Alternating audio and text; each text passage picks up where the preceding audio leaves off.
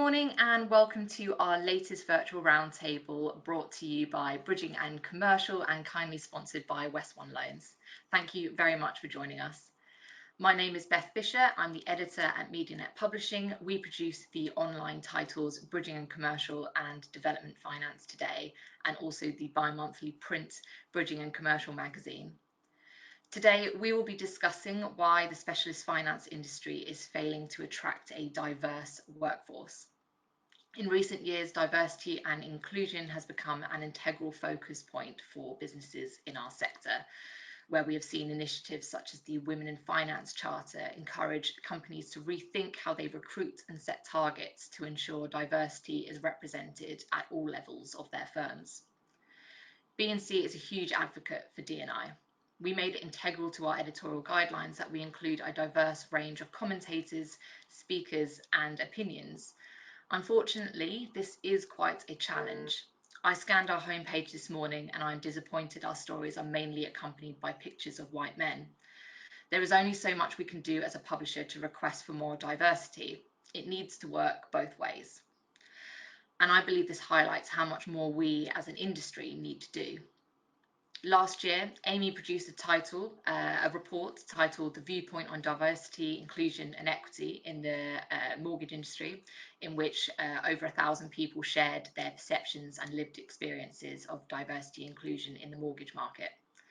According to the report, 50% of LGBTQ+ people, 46% of women and 43% of people from ethnic minority backgrounds believe there is a lack of transparency over pay and rewards. The data highlighted that straight white men consistently earn more than their colleagues and income inequalities increase with seniority. The report also revealed that more than half of women, LGBTQ+ and ethnic minority respondents believe that people in these groups are not well represented in all levels of the mortgage industry. Overall, only 43% of participants agreed that the sector attracts a workforce that is representative of the whole community. Some 47% of women, 32% of LGBTQ+, and 28% of people from ethnic minority backgrounds disagreed that everyone in the mortgage industry has the same opportunities to progress and is rewarded fairly, regardless of their demographic profile. All of this data surely shows that we have a long way to go.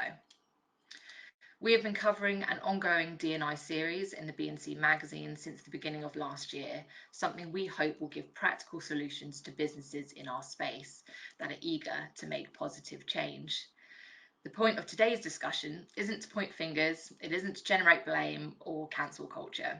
It's to inspire industry leaders on how they can best make the biggest differences.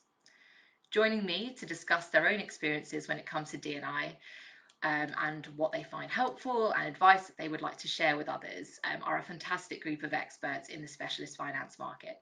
So now I will hand it over to them, who will each spend around 2 minutes introducing themselves and kind of what they've experienced to date. So I would love to start with Haley. Hi, so I'm Haley McPherson. I'm Group Marketing Director at Enra Specialist Finance. I've been with Enra for 2 years now. Prior to that, I was in marketing in IT and technology for 12 years, so quite new to specialist finance, however not new to kind of marketing. I'm responsible for management of the marketing strategies and brand strategies for all of the brands within Enra Specialist Finance, one of which is West One. So obviously we're coming at this webinar today with West One focus. And then I work quite closely with our COO, Stephen Hogg, on our ESG plans, which obviously inclusive of ESG is diversity and inclusion. And since joining the business, it's quite ESG and D&I has always been quite close to my heart, and specifically as a marketeer, these kind of topics are integral to brand. So it's just been something that I've been heavily focused on, and I'm supporting the business to try and do better. In the past couple of years, we've put a lot of effort into our ESG and diversity and inclusion strategies. We've put processes in place and created plans that I'm actually helping to action. So this for me is a very important topic, and having not been in the mortgage industry for that long, and been in an industry where this isn't a new topic, this is something that other industries are doing quite significantly better. I just wanted to kind of bring it to the forefront, share some experiences and share some ideas, and obviously what we're doing and the things that I've been able to bring into NRA and all of our brands. Amazing, thanks for that, Haley. Sarah. Hi, I'm Sarah Tucker, and I am founder and managing director of The Mortgage Mum. As it sounds, it's very around women, and we set up the space to be a safe space for women in what was and still is a very male-dominated industry. Even in the last 2 years since setting up the business, at the time, our general theme was around women being managed differently, flexible working, and encouraging women into a space that felt very intimidating to them, normalising it, making it, as I say, feel very safe to them. I've seen the conversation completely change over the last year especially, but since we set up the business, I can see that it's being spoken about, which is really great, because I want to get to a place where we don't even need to set up businesses such as The Mortgage Mum. And so, yeah, whilst I'm very happy to be here, I think I'm looking forward to, businesses like mine not really needing to be set up in the first place. Thanks for having me. Amazing, thanks for joining, Sarah. Alison? Morning, I'm Alison Houghton-Corfield, National Relationship Director at Master Private Finance, and I've been with Master Private Finance just about 18 months now, but this year will be my 25th year in the industry, and I cut my teeth with one of the top 5 corporate banks.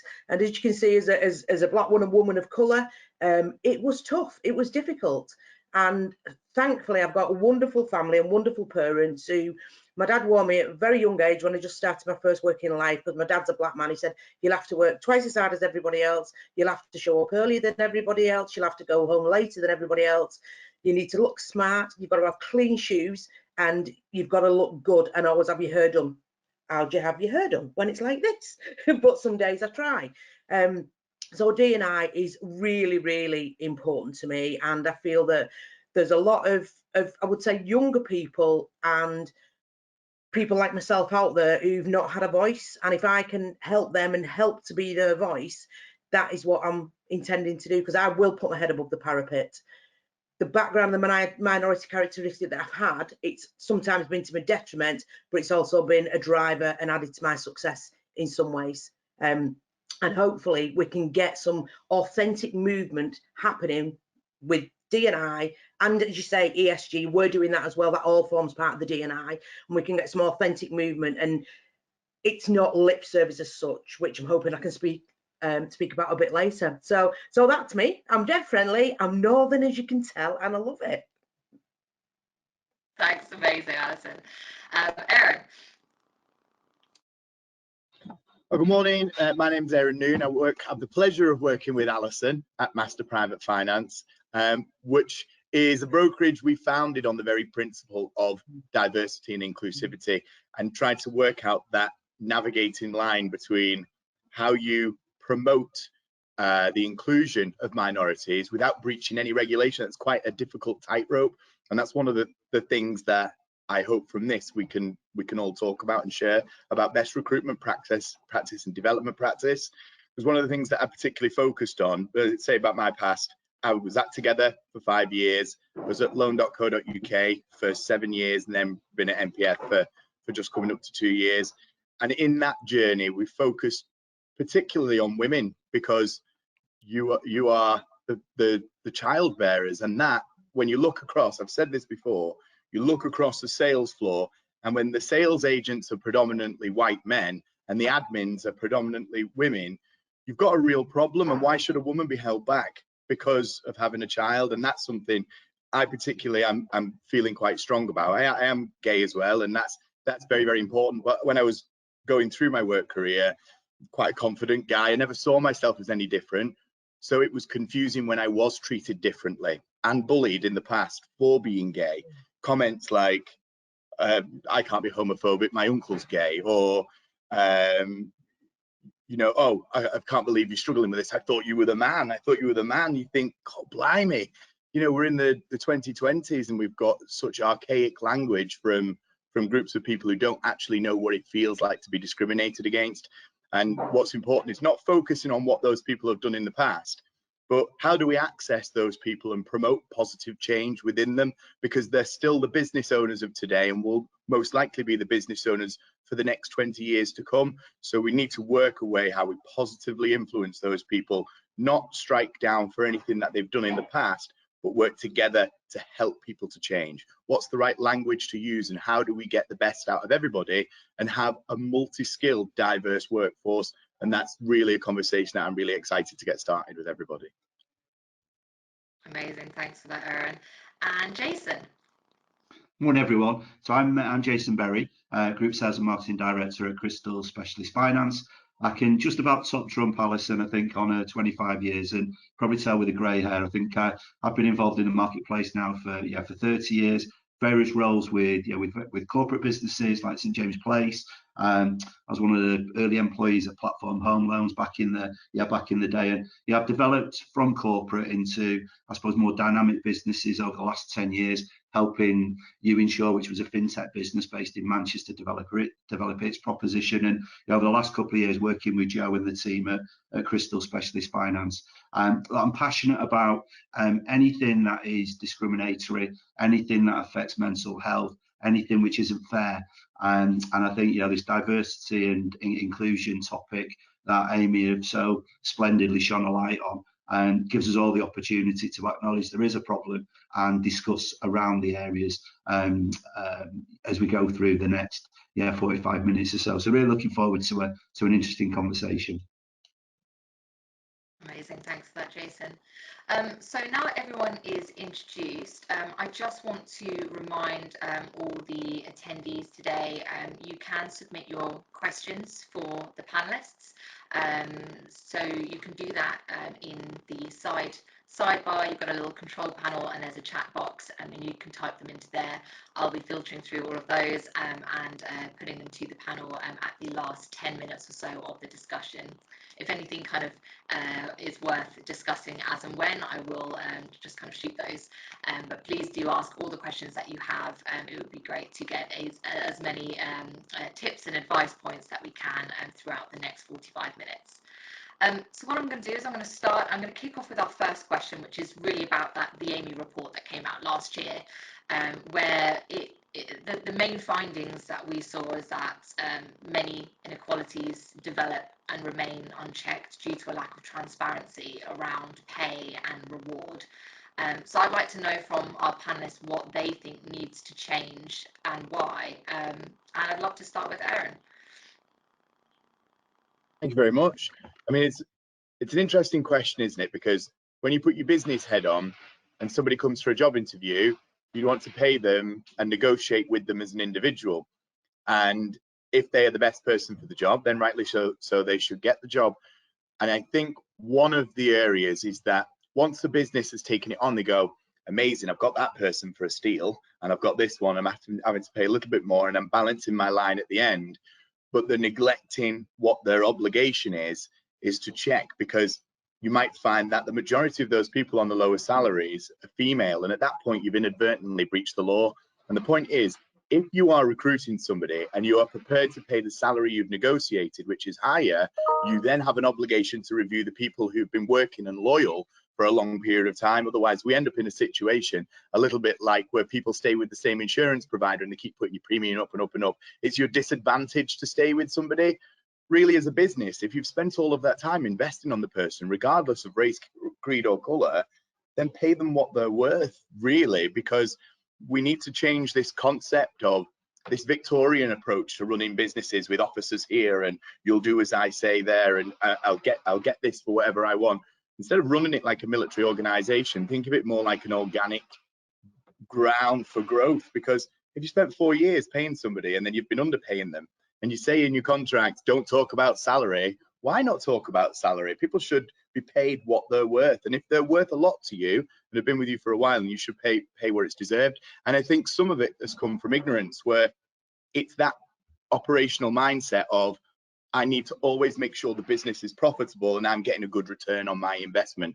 But you need to change your mindset now to actually recognizing that's a human being with value, that's given you their time, that's given you blood, sweat and tears, might have stayed late, done all the processing, And you're actually being really fair by not paying them what they're worth. And that's where I think sometimes people are underpaying people, because if they're not speaking up, then they're not getting what they deserve, and that's unfair. And that's where the responsibility is on the business to actively review what they're paying everybody overall. And if it does mean you need to increase salaries, then so be it. So it's time to wake up and recognize that people have value and you need to pay for it, because long gone are the days where you can make people work 40 hours a week and not pay them for overtime and expect them to stay late or work through the lunches. It's time to wake up and get with the modern age, because those who fail to adapt won't survive for the future.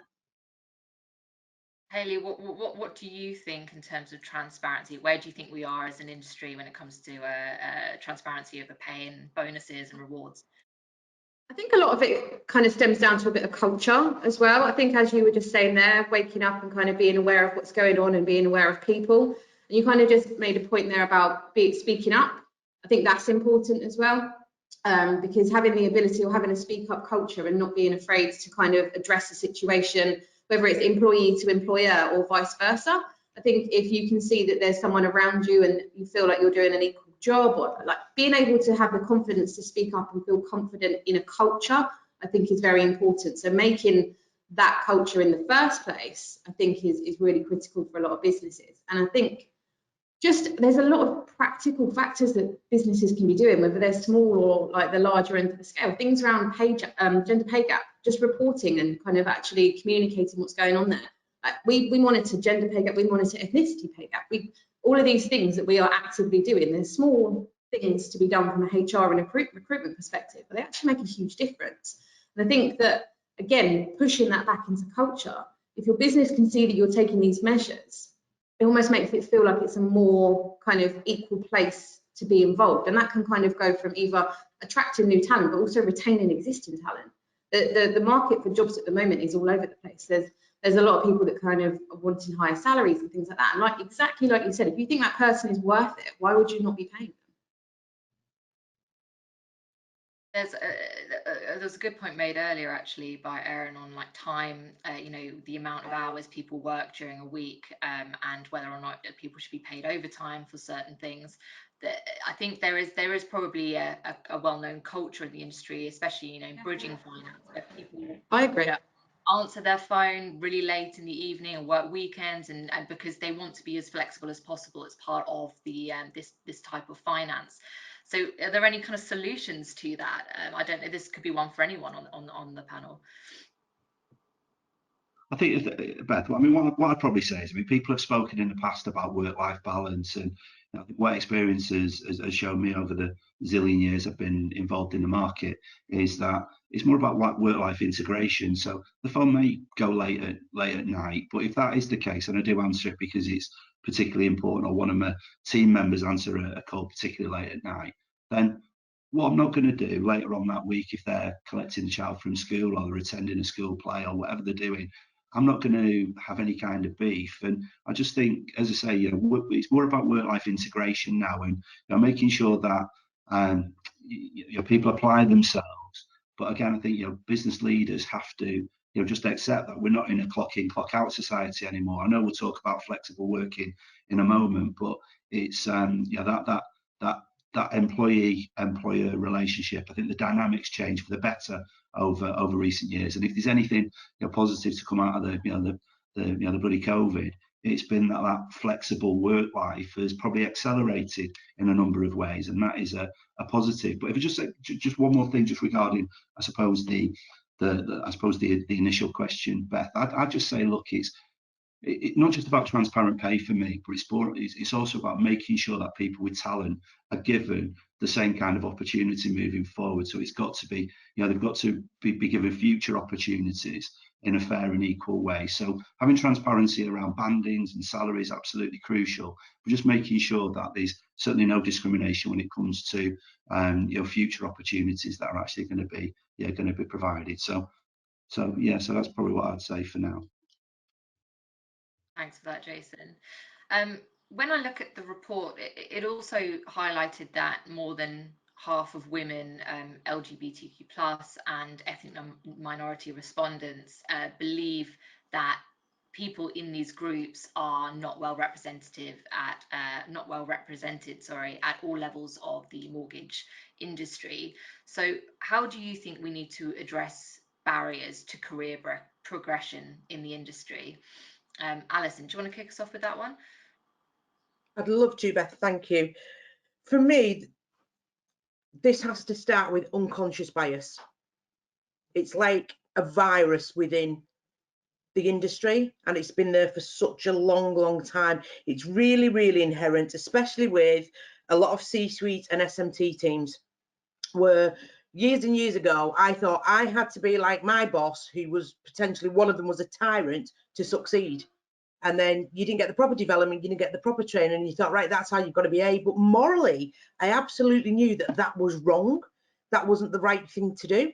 But these are kind of the cultures that develop within a company. So the culture has to change. The unconscious bias, it has to go. The business owners and the S&T teams and HR, they've all got to work together to create, like we'll talk about it later, culture ad, but to create that culture ad to your business. So, and it has to come from the top. What I'm seeing at the minute is that a lot of people who are getting involved in diversity and inclusivity, I've been looking at the board directors, and the majority are white males, the vast majority are white males. There's a couple of them got a few women in there, which is fantastic. But what I'm seeing a lot of is that they're rolling out these female faces onto the boards. And when you look a bit deeper into it, they're all non-exec directors.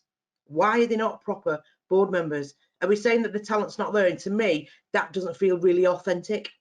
So there's an element, they've got to be authentic if they're going to run with this, and they're really going to help change diversity and inclusivity for the better within the businesses. They have to show their authentic side. You look at any websites now, you'll see there's pictures of black people on there, there's pictures of Asian people, Indian people, there's rainbow flags on there. But hang on a minute, let's go a bit deeper and look towards the top. What actually sits behind all these lovely pictures on your website? And I get it, that is a nod to, yes, we're making a change, but let's be a bit more authentic.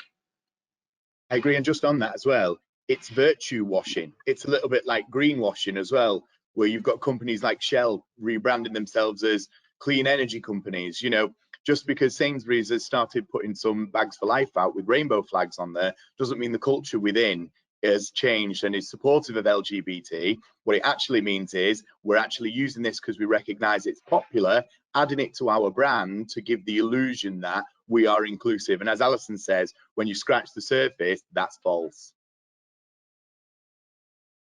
I think a lot of that comes down to culture, like just kind of leading back to that again. And this is not a new topic. Like I said, I've been in an industry 12 years prior to this where LGBTQ+ and all these kind of different underrepresented groups are at the forefront of a lot of things, because it's an industry that attracts more talent just because there's education at younger levels. IT and marketing, and specifically IT because that's what I was in, you learn that in school. So people want to go into those industries. So naturally there is a younger workforce in those spaces who are predominantly more diverse.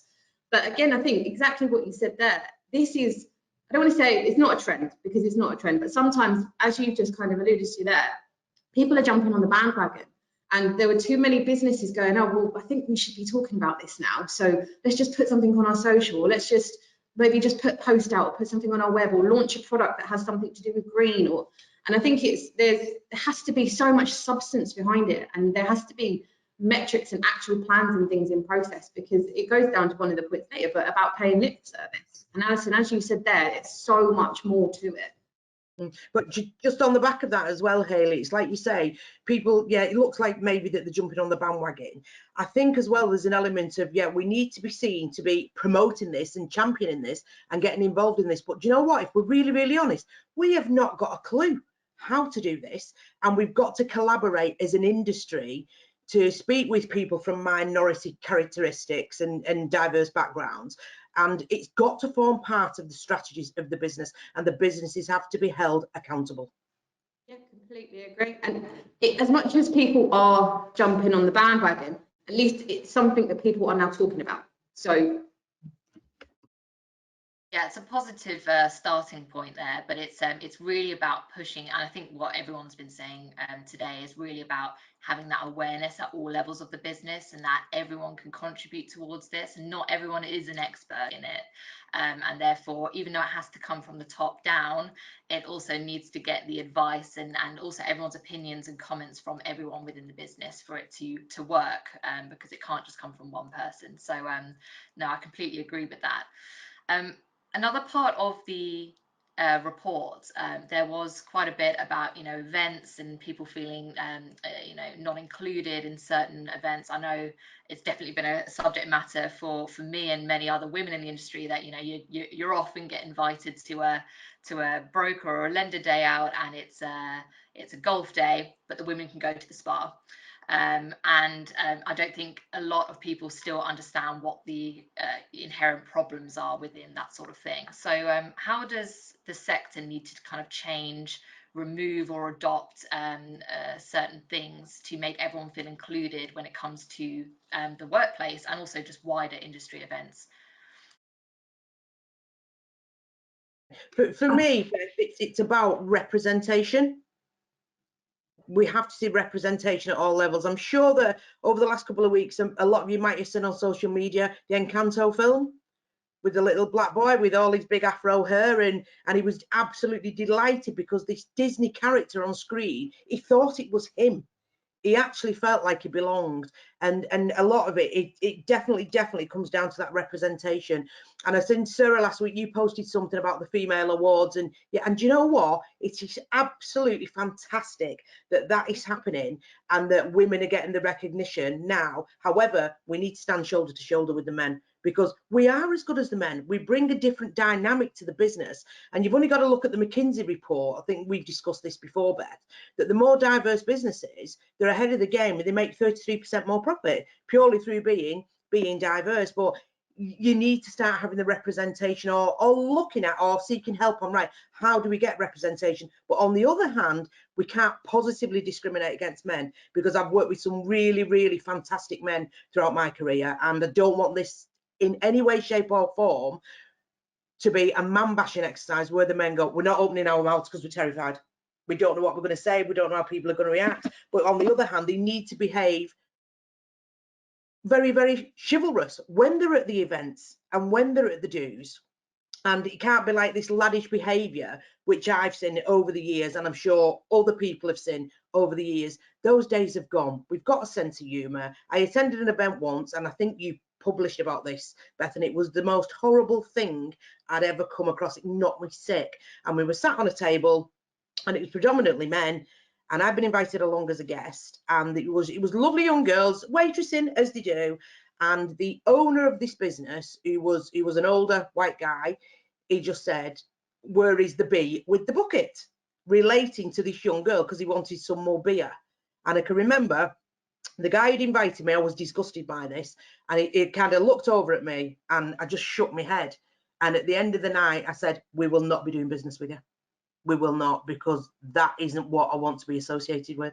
And they have to be very careful, but they have to change the behavior, and it's going to take a long time. All right, we've got inherent racism within this country from the colonial days. I know it's not easy to talk about and people don't want to hear it, but it's there, and it's going to take a long time to change the opinions of a nation, not only an industry. Yeah, and I agree. And on that as well, I get golf days. I get it, but I actually think, oh my God, is that all you can think of? Because that is so boring. You could do something else. Because I know straight guys who go and practice how to play golf just so they fit in, and that is sad. That is really sad. And I'd like to touch on an event. I remember was getting invited to the rugby at Twickenham once, and one of the people who was at one of these lenders went, "Oh, you won't like this, will you? Because it's sport." And I thought, I'm from St Helens, of course I love rugby, but instantly, because someone thinks you're gay, you don't like sport. And I think, oh wow, and that's what you have to put up with. That's the unconscious bias. So you won't like sport. It's like, oh yeah, of course, I'll just go to the spa instead. And you think people need to be very aware of what they're saying.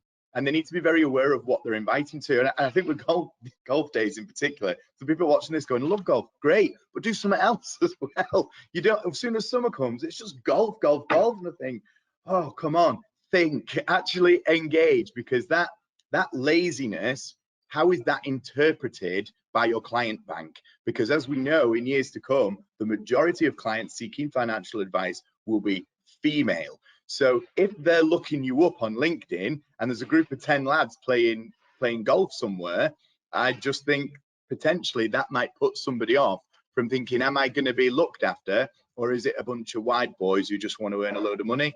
Got to think of your culture and your brand everywhere. Everything you post, you are a representative of your business, because especially if you're one of the leaders.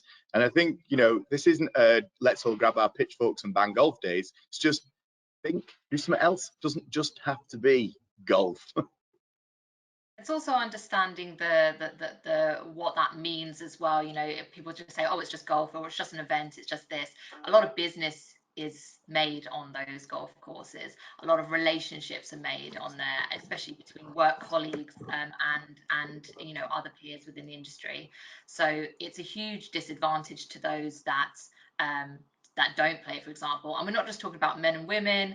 We're talking, you know, we're talking about people who are abled or disabled, and also, you know, the actual type of sport we're talking about, and whether or not people had a background where they would have played that when they were younger as well. So we just need to keep those sorts of things into account, and just what that means for everyone as an industry.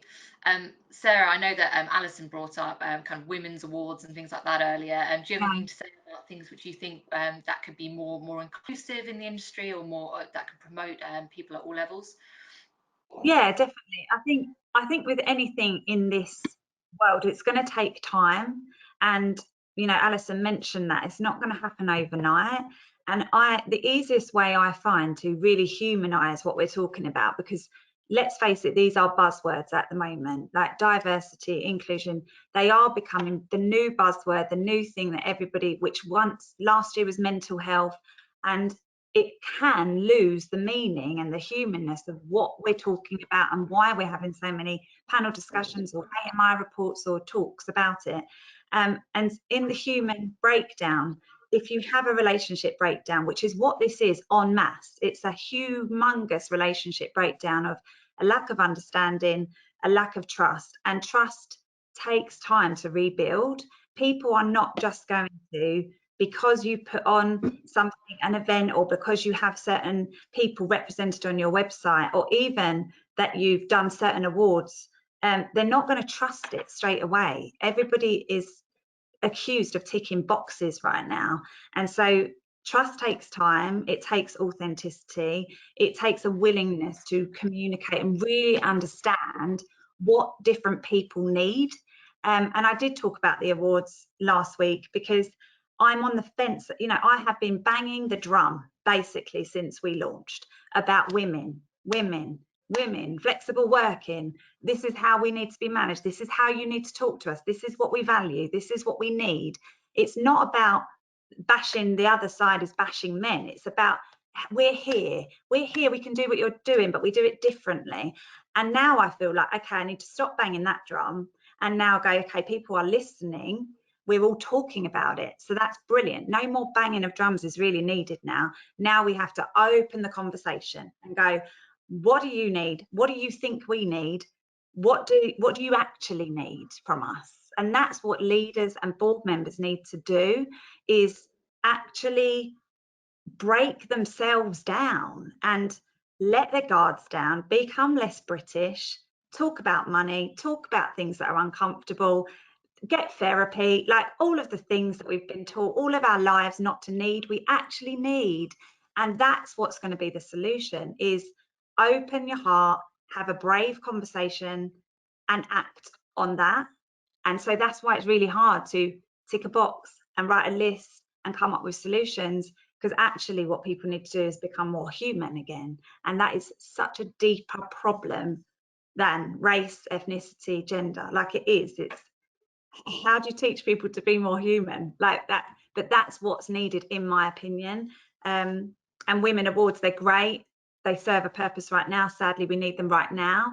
But I do, like Alison and I sort of had that conversation online. I do agree. At some point, we can't keep banging this same drum. You're like, women this, women that. If you really want a man to let you stand next to them, you can't be bashing them out of the way and elbowing them out of the way, because some men that are white and middle class have worked really hard to get there and are talented and are just as talented.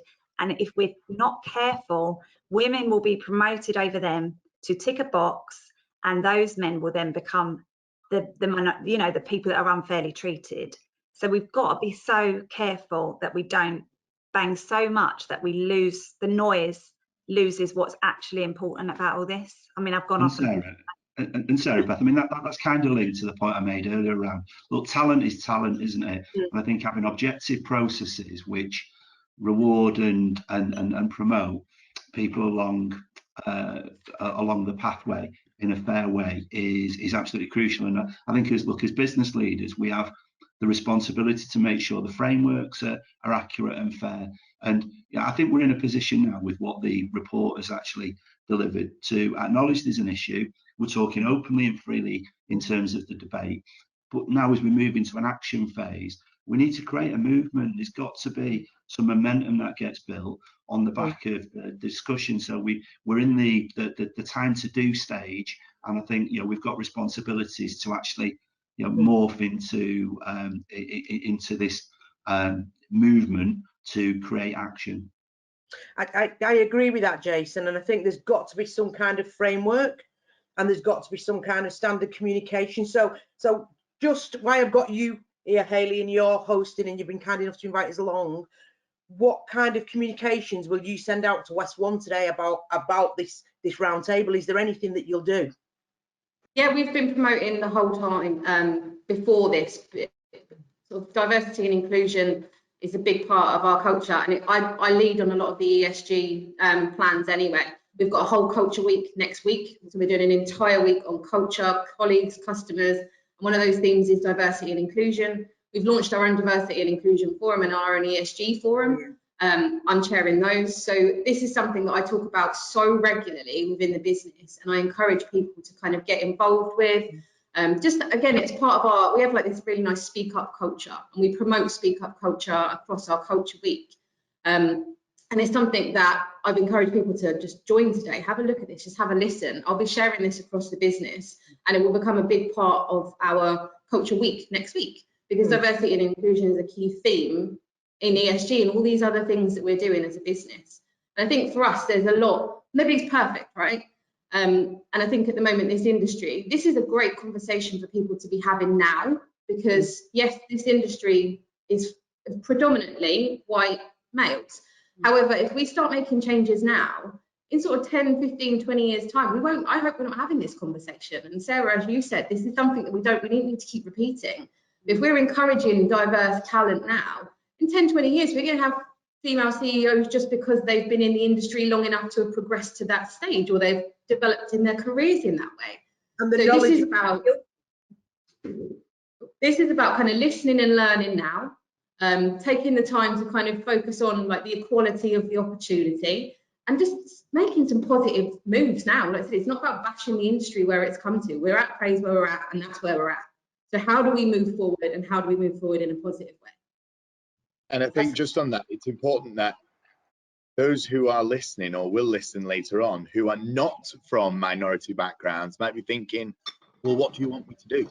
And that's what we need to guide on, is by giving that signposting to say, this is what you need to do. First of all, like we've all said, actually just reflect on your business and think to yourself. You don't need to ask any questions about whether you have a diverse workforce or not. And if you don't, okay, well, what we're going to do about to change it? How can you make it a nicer environment? I think, following on from that about positive change and what we do, how would we find it a more inviting place, especially if someone's starting off and they're only just starting to change their environment? They're going to have to do a little bit more, because equality isn't treating everybody the same. It's about giving those who are from minorities potentially a little bit of a leg up, so that they can compete on an equal footing to the majority. And that's what needs to be clear across all businesses. Speaking to advice that you would give to businesses at the moment that are really eager to make change, but they just don't know where to start. They don't want to say the wrong thing. This has kind of been a theme throughout the discussion so far. What do you guys think is the best advice in order to make measurable change rather than, as you say, pay lip service? You sure? I personally feel if you take it right back to the very, very core of the business, it's re-looking at the values of the business. It's an exercise that we've done, and I will continue to, because as the business evolves and the world evolves and our mindsets evolve, we'll need to keep looking at it. But looking at the core values of the business will allow you to recruit from there instead of perhaps where you've come from before. And I think just as an exercise with the leaders and the owners of the business and the people that they choose to involve in that process, it's an enlightening, it's actually a really amazing process to go through if you really put the time and energy into it. It's not a corporate exercise really, it needs to be a bit more fluid than that. But once you have that, you can make it corporate. You know, you can issue those values, you can present on those values to your team, and then it makes it really easy to recruit based on where you really want the heart of the business to be coming from and what you want it to be. And that's something everyone can do. I personally don't think you need to take action quickly, because then if you start at the core, everything you do then is authentic and will have a bigger impact. So you won't have to do as much to have the same effect as if you quickly, you know, do these quick decisions that don't really have any depth to them. And they're not, you're going to basically have to do double as work to have the same impact. So that's personally something I've found really, really useful. I think for larger businesses, it does have to be a bit of a conversation that starts in the boardroom. There's a lot of just small, I think, Sarah, kind of what you're saying there, small changes at the moment. You don't have to run around and go, right, oh my God, we've got this big strategy and we need to do everything tomorrow. I think small steps and small plans and just a review of the business and kind of accepting, listening, learning to your, like, of what's going on around you. Is your kind of business representative of the community outside of where your office is? Like, do we have kind of rules and things that we want to be thinking about? Do we have just a couple of small step changes? And if you did that in 12 months and you made 2 small changes, those 2 small changes are better than where you were before. So start having the conversation, like I said, in the boardroom, because leaders, Jason, as you said, leaders have to be accountable, right? We're sitting in these conversations and we've got a beautiful, diverse group around this forum right now. But if we leave this room and we don't keep talking about it, then it kind of stops. So I think having the conversation, making some plans and doing just some small things to start with, listening, learning, communicating your values, and then kind of just go from there. And can I just add, I think it's really worth considering an outside party in those board meetings, that somebody that will give you a completely different opinion and frame of mind and background and experience of life, because you only know what you know, and sometimes that's not even your fault. It's just where you've been brought up, how you've been brought up. Alison mentioned it earlier, that unconscious bias, like, that's not your fault. You know, it sometimes is how you've been raised. And so by having just a different opinion, otherwise you could end up potentially having the same opinions, people spin around the same issues, but just trying to be different. All it takes sometimes is to hire that one outside person who doesn't have the emotional attachment to your business and will brutally look at it and help you actually make it, you know, highlight things that you maybe can't even see because of the filter that you have. And that, I think, again, that takes openness and a willingness to learn, where in an area where usually you're kind of top and you don't really need to put yourself in that vulnerable space. I think it's a really good point, that external stakeholder coming in, because again, I think if I look at, you know, the 60 employees we've got at Crystal, we've over the last couple of years, particularly, you know, during the, you know, the difficult times we've encountered, we've spent a lot of time engaging with them with surveys. We've spent a lot of time listening and responding to feedback, and, you know, culture is absolutely a crucial component to, you know, the makeup and the fabric of our business. What we've not necessarily done, however, is at the SNC level, the exec level, really look at the composition of each of us. So we've got a really diverse workforce, which I'm proud to call colleagues. At the leadership level, we've got work to do. We haven't got a female on the board, which is ridiculous. We haven't got any ethnicity on the board. So we've got a brilliant workforce, which demonstrates, as I said, this diversity we're looking for. But at the leadership level, we've got work to, yeah, we've definitely got work to do on making some change. That awareness right there is that important, though, isn't it? Being aware of that is so key. Yes. And you know what, Haley, I think, you know, until you read the reports and you look at the statistics that it's actually showing, look, it causes you to think, and that's what things like this do. So it causes you to think, and if it causes you to think differently and act in a different way, then it's been successful. And there's certainly accountability, which I accept, which we accept, and there's certainly, you know, behaviour changes that I'm sure will come as a result, which has to be positive, eh? Yeah, all positive. Completely positive, Jason. As I said earlier, don't want this to be a man bashing exercise or a white male bashing. There's a phrase that's being bandied about at the minute, and I do not like it. And I think it's called pale, stale male. I don't like it, because if someone said that about a woman, it would be completely misconstrued and it would be discriminatory. And yeah, I understand what's behind it, but I'd rather it be something that's completely eradicated from our industry at the minute. I just don't like it. And we have to treat men the same way as we want to be treated. The thing is, in any conversation like this, you're always going to have a more militant side that's had enough and has reached the apex of its tolerance and will become the most vocal, vociferous. And I think that's where our conversation has to be louder. And like you say, a comment like that is abhorrent, because that's actually the type of people we're trying to talk to. So why would you then alienate them? But we do have to understand and recognize that there's a big group of people who have been discriminated against. And then in the same way, we'll stereotype those people in exactly the same way they were stereotyped. So you end up in this cycle where no one learns and no one gets better. And that's where we need to break it and go, all right, okay, we get it, both sides. Both of us, both sides need to be open to learn and understand. And like Sarah said before, fantastic point on unconscious bias. That's your filter. You might not know. So you can't say to someone, I'm really unhappy about something you don't know, because that's ludicrous. So it is, when we talk about it out loud, about having that conversation and just ending that vicious cycle of, well, you did this and you did that and you're like this and you're like that. Forget that. Let's go back to the drawing board and look at, like Sarah said, go right to the basics, strip it down, go to your core, go to your culture, and rethink how you're doing things. And on the back of that, what Sarah said, yeah, that's completely right. Because how does a senior management team or CEO, C-suite level directors understand how me, as a minority characteristic black woman, has fared in this industry and what I've come up against?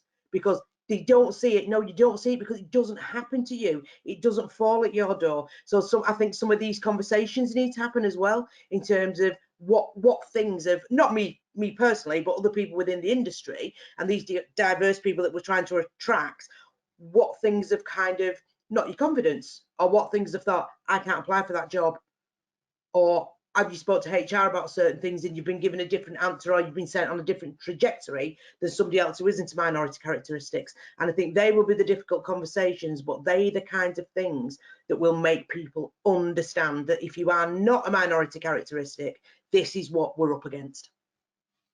And I think I have to say as well, Jason, that, you know, predominantly white male boards, we have to understand that this is historic. So this has stopped people coming into the industry, number one. So how can we expect people at board level to be, you know, Alison, I know you're an example, but you are still a minority example of somebody at your level that's been in this industry a long time.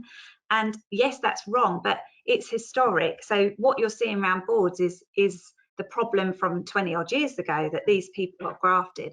So I think there's just as much focus should be had on the recruitment, the attraction of new talent, of people that we don't have in the industry at all still, because they still see the industry as something else. So if we could put just as much energy into that, we're working on our future board tables, not the board tables now, the future ones that come from a completely different place. And I think that's a healthy way to think as well, that it's not about, you know, that may have been the right thing, the right people around that table right now, but it's just about, yeah, thinking, but who do we want round here in 10, 20 years, or even hopefully less than that. And to do that, we've got to get them in here and then treat them well, and then they'll be the people that rise in the future. Just treat them the same Yeah, as the majority. yeah. It's a point as well, you know, we've been talking a lot about, you know, attracting this attracting diverse people to your team, but it's also about retaining them, and how we can go around doing that. And I think a big part of that is potentially flexible working, which I know we've talked about a lot over the last couple of years during the pandemic. So do you think businesses should be doing more in terms of flexible working and making it easier for those with caring responsibilities? Yes. Yes. Yes. Yes. I'm sure everybody would agree that I think it's sad that there's a lot of businesses that came so far forward during COVID that have gone backwards. And we're seeing the same patterns re-emerging, that now the world is back to normal, which it isn't. But like, come on, what did we learn? We learned so much. We were so wise. We were tapped into the real stuff. And then I thought, oh my gosh, what's going to happen after this? Because we're all so wise. We all know what's important. And I'm watching the same patterns and occur, and the same pressure and the same cycles and the same judgment. And yes, there's a few anomalies there, but I'm seeing the same thing happening. And that to me is such a shame, because surely we know better than that from what we've just all been through. I think as well, from a recruitment perspective, most employers have reported that when they're offering that office work 40 hours, 9 to half 5, they're struggling to recruit. So just like what supermarket you choose to go to, you choose your employer. And if your employer is still going to work on this Dickensian route, which is, I do not trust you to work unless I can see you and I'm looking over your shoulder, forgetting that you're a fully grown adult with a family and that you know how to do your laundry, you know how to cook your own food, but for some reason when it comes to work, you have to be monitored 24/7. And there's something archaic and Victorian about that, which is no longer acceptable in the modern world. And the flexible working is revolutionary for women, ultimately, I think, because the flexibility is most needed for women. But also as well, if you can go home and you can work from home, you can set up, you've got your own space. I know sometimes if I'm surrounded by 15 people, I've got loads of questions coming in, whereas I can go home, I can do a load of work and move things along. I can choose where I go, and that fluidity of going, actually, I need to go to the post office now, rather than having to queue with 400 people on a Saturday morning until 12:30 to go to the post office, because that's the only free time any of us got. We need to break this Orwellian approach to this is where we must be and this is where we go. Businesses don't own the people. They work there and you are in a partnership with one another. And that dynamic has to change from the authoritarian control that businesses exerted, especially within finance. And it now moves towards a cooperative approach where you recognize that they are human beings with talent, with lives, with things to do. And it makes it more enriching if you provide this environment that someone wants to be, because you could quite often find someone would be willing to take a lower salary for flexible working than a higher salary for a rigid contract about where you need to be. And I think once businesses get over that, as Sarah said again, when the generation moves forward and they take over as the management of the future and say, actually, we learned a lot about flexible working, that's something we should adopt because we trust people. That dynamic has changed rapidly because of COVID. And I really hope we do continue with the flexible side of things, but we all need to be aware of how it actually helps minorities who struggle. Someone who's disabled, for instance, might find it much easier to work from home. We just have to be a lot more aware of what it means in the value of the people who work with us. Sorry, Alison. I was just going to say there's a danger, isn't there? So those businesses that don't adopt a flexible approach moving forward, you fear for them, certainly from a culture perspective, and a transient workforce is almost inevitable. I mentioned before about work-life integration, and you're right, you're not clocking in, clocking out, and delivering flexibility around your employees it seems a logical approach.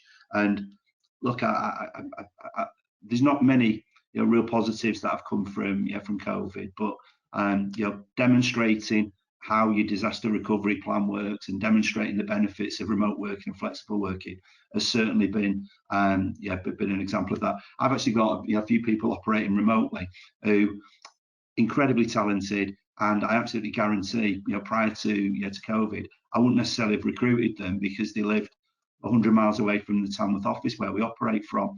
They're incredibly talented, delivering lots of value, and I'm proud to have them, them on board. So I think that flexibility and that work-life integration is absolutely paramount for good businesses moving forward. It's a two-way street, isn't it? Because you want to, if you offer flexibility to your employees, they're also going to be flexible with you at times when you need it. And it can't be just one way. And I think that is something which more people will be working towards. We've only got a couple more minutes, and I know I wanted to talk a bit more about culture fit being less important than culture add. We might be able to have a little bit on that, but we do have some audience questions which I'd like to go through. I think that's most important. So one of the first ones is what can be done for unseen diversity, such as neurodiversity, which feels like it may be some way behind the issues being discussed at the moment. Who would like to pick up that one?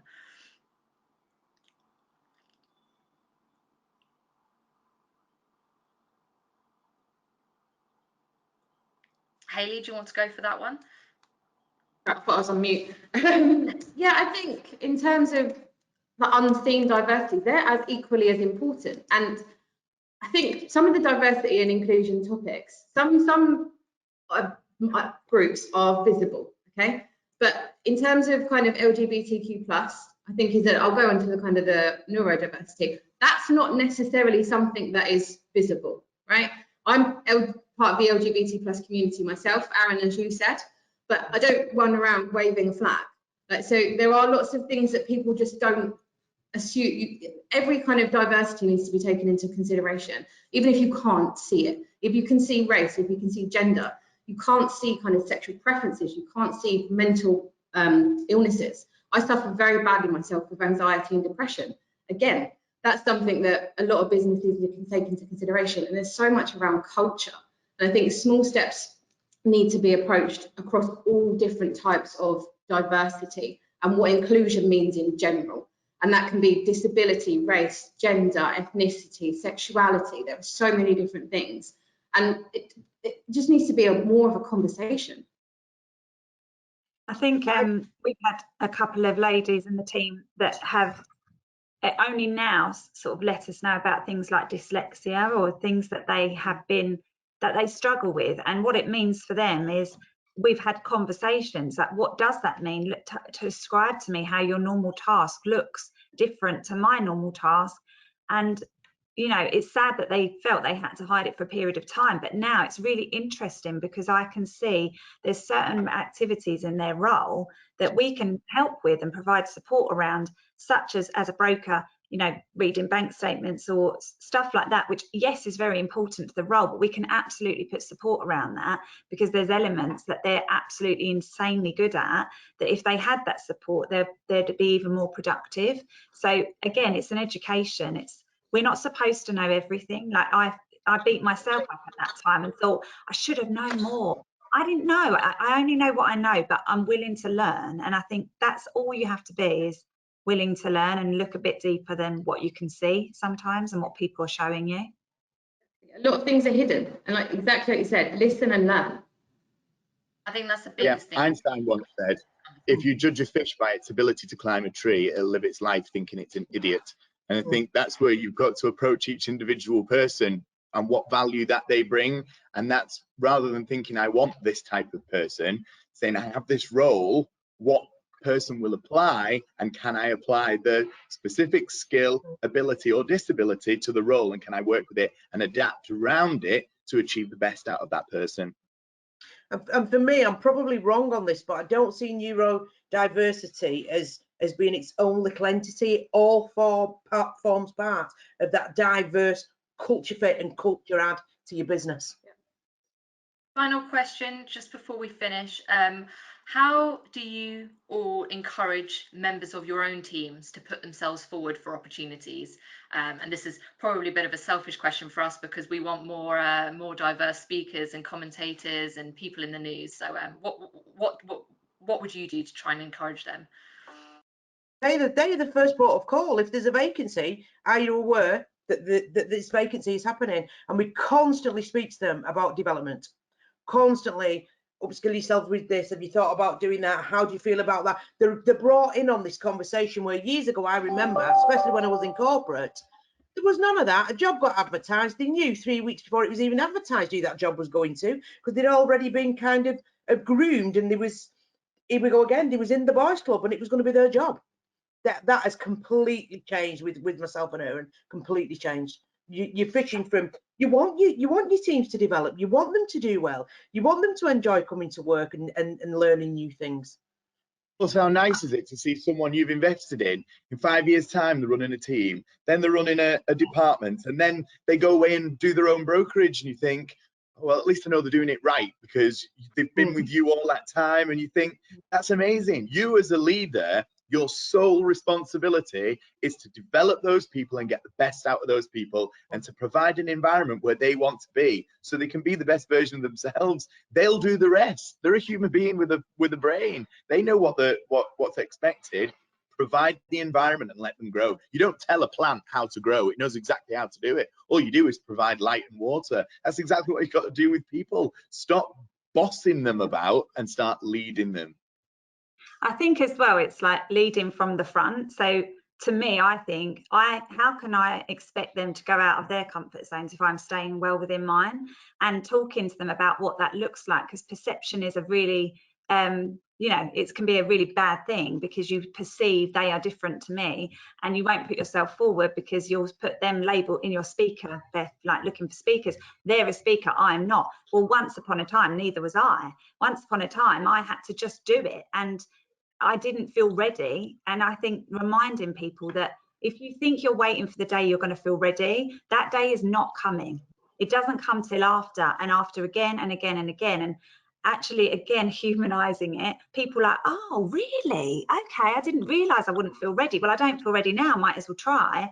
And so we're just, if we show people that human element of our journey, then people see themselves in that and think, maybe me, maybe I could, maybe I should do a speaker slot or put myself forward and see what happens. So I think it's being vulnerable in front of our teams as leaders as well allows them to, attach to us more and to connect with us more. 100%. And I also think, any type of like media training or anything that you can offer your team members and colleagues to give them that confidence, if that's something which they should be doing, they should be putting themselves forward, and you should be encouraging that. I think that's a really good point to do, and make sure that if there is any media training, it's including as diverse a group as possible within your teams.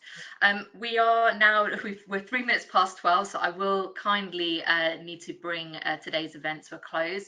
I just want to thank you, West One, for partnering with us on this, and also thanks to our fantastic expert panel for taking time out of their busy schedules to be here. And I also want to thank you, our audience, for joining us.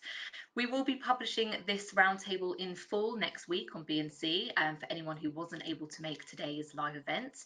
If you enjoyed this one, we do have further virtual roundtable events throughout the year. Make sure you check out our calendars on both B&C and DFT.